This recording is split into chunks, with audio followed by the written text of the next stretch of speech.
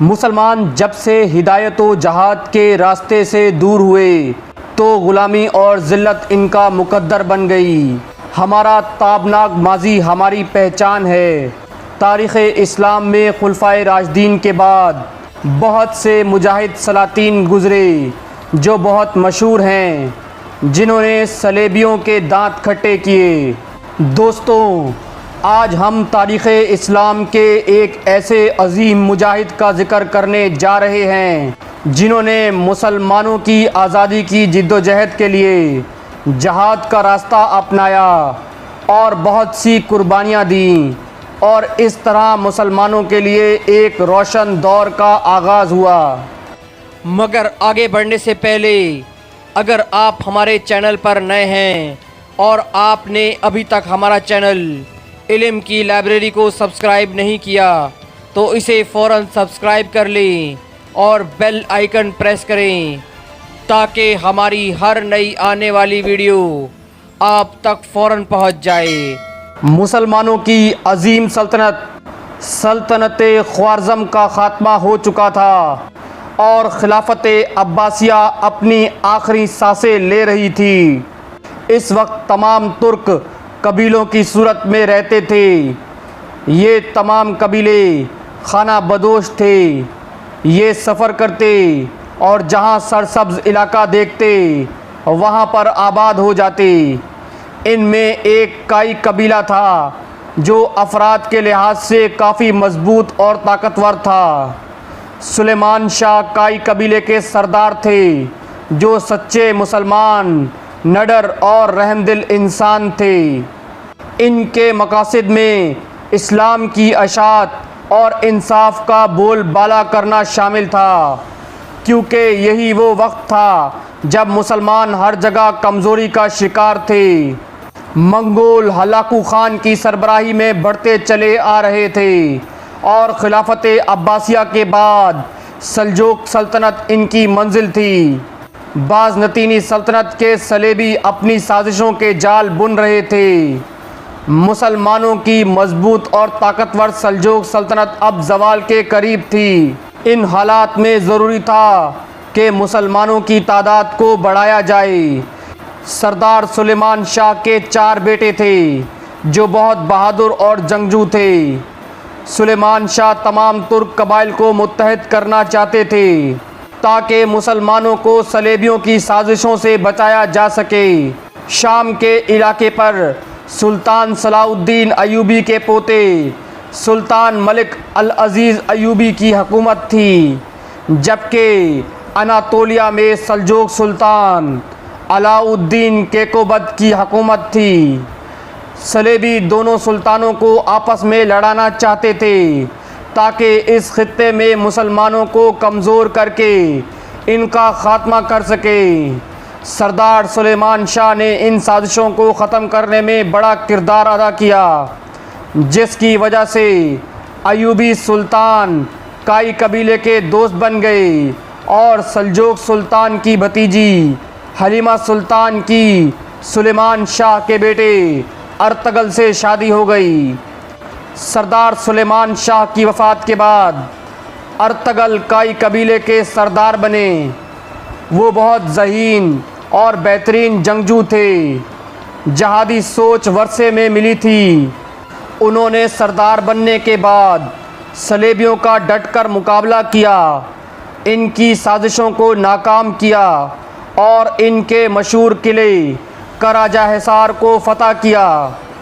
بہادری، شجاعت اور وفاداری کی وجہ سے سلطان علاء الدین کیکوبد نے ارطغرل غازی کو تمام اوس قبیلوں کا سردار اعلیٰ اور اناطولیہ کے سرحدی علاقے جو بازنطین کے قریب تھے کا نگران بنا دیا۔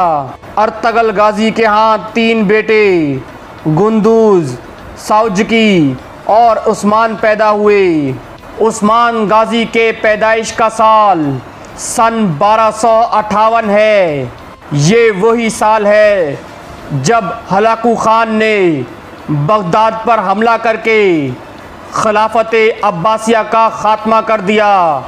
یہ خالق کائنات کی بہت دلچسپ حکمت ہے کہ جب امت مسلمہ پوری طریقے سے زوال پذیر تھی اور جس سال مسلمانوں کی ایک خلافت عباسیہ کا خاتمہ ہوا تو اسی سال خلافت عثمانیہ کا مجدد عثمان غازی نے اس دنیا میں اپنی آنکھیں کھولیں۔ عثمان سب بھائیوں میں چھوٹے تھے۔ ارطغرل غازی نے ان کی دینی اور جنگی تربیت کی اور وہ بڑے ہو کر والد کے شانہ بشانہ جہاد میں شامل ہوتے رہے۔ ارطغرل غازی ایک مقصد کے لیے لڑ رہے تھے۔ انہوں نے منگولوں کے بڑے بڑے سپہ سالار قتل کیے۔ سلجوق سلطنت منگولوں کے ہاتھوں ختم ہو چکی تھی اور ارطغرل نے تمام ترک قبیلوں کو سوغت میں اکٹھا کیا۔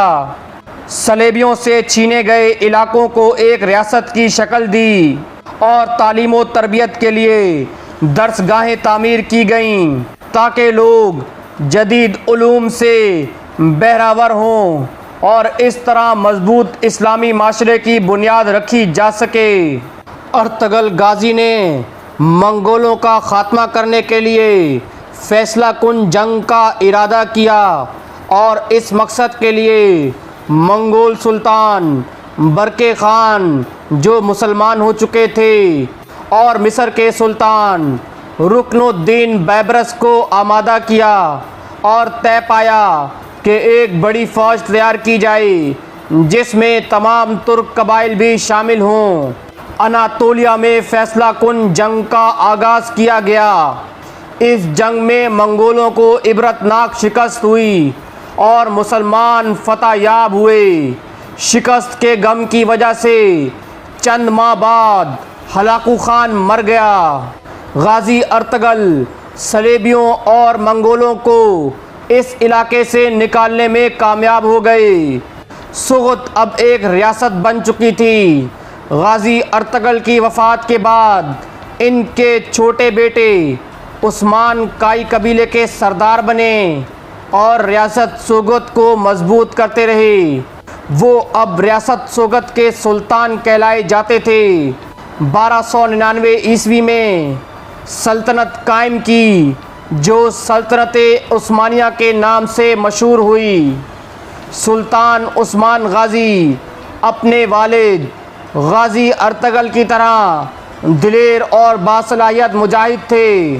انہوں نے اس خلافت کو مضبوط کیا۔ غازی ارطغرل کی اولاد سے سلطنت عثمانیہ کے 7ویں سلطان محمد ثانی جنہوں نے قسطنطنیہ کو فتح کیا اور نبی صلی اللہ علیہ وسلم کی بشارت کے حقدار ٹھہرے اور سلطان محمد الفاتح کے نام سے مشہور ہوئے۔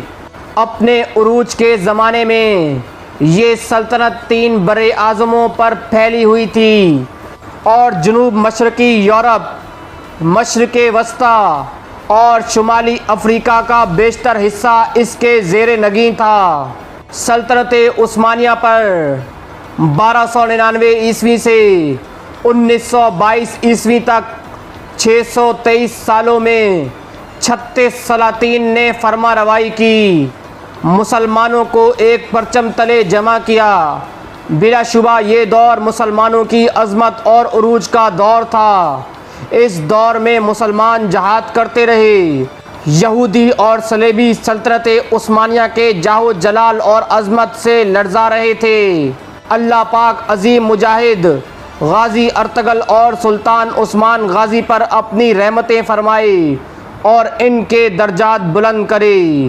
تو دوستوں یہ تھی ہماری آج کی ویڈیو۔ مزید اس جیسی علمی ویڈیوز دیکھنے کے لیے کر لیں ہمارا چینل علم کی لائبریری سبسکرائب اور بیل آئیکن پریس کریں تاکہ رہتے رہیں آپ باخبر ہماری ہر نئی آنے والی ویڈیو سے۔